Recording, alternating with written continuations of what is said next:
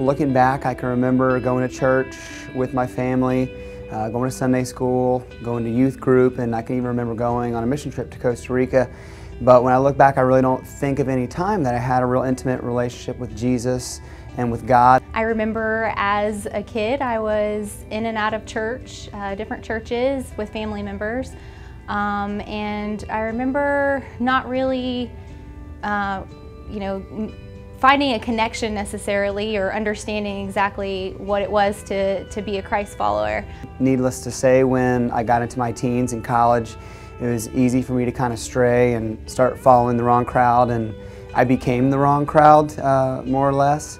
So that was kind of the place I was in my life, and then I met my wife and we started a family, and I decided I was going to pursue chiropractic school. So, with the stress of school and being a parent, it just started kind of weighing on our family, and our marriage started to go downhill. I knew I wasn't the husband or the father that I wanted to be, and we kind of just got stuck in this real stagnant place. I met my husband at a very young age, and him and I had our little boy.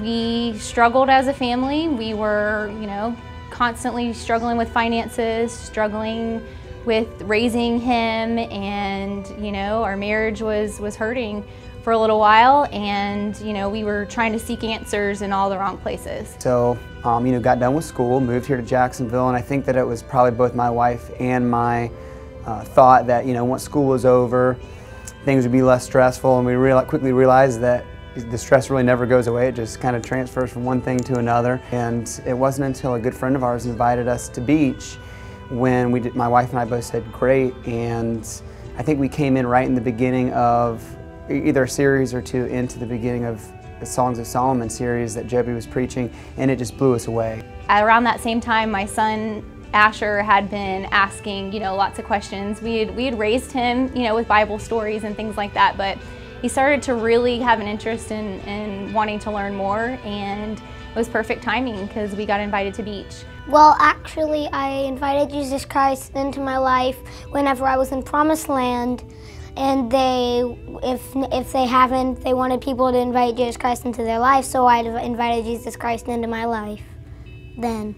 And so from that point forward, we realized that God doesn't make any mistakes, that my wife and I were meant to be together, we were put together, and our son was given to us by God, and so it just completely redefined our individual relationships, my relationship, and it's just my opportunity to say thank you to Dale Applegate, my really good family friend, and Pastor Joby, Pastor Jerry, really the whole congregation for encouraging that personal relationship with Jesus Christ. That now, that's really what defines myself and what defines our family now. So it's my public declaration that from here on out I want to live my life for Christ.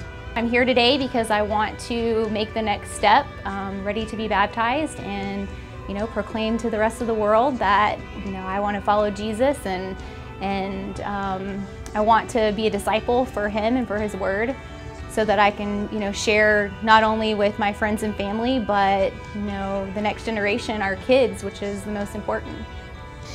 You have Jesus in your heart, and you will always be saved from any sin that you have. I want to let everybody know that I accept Jesus Christ as my Lord Savior.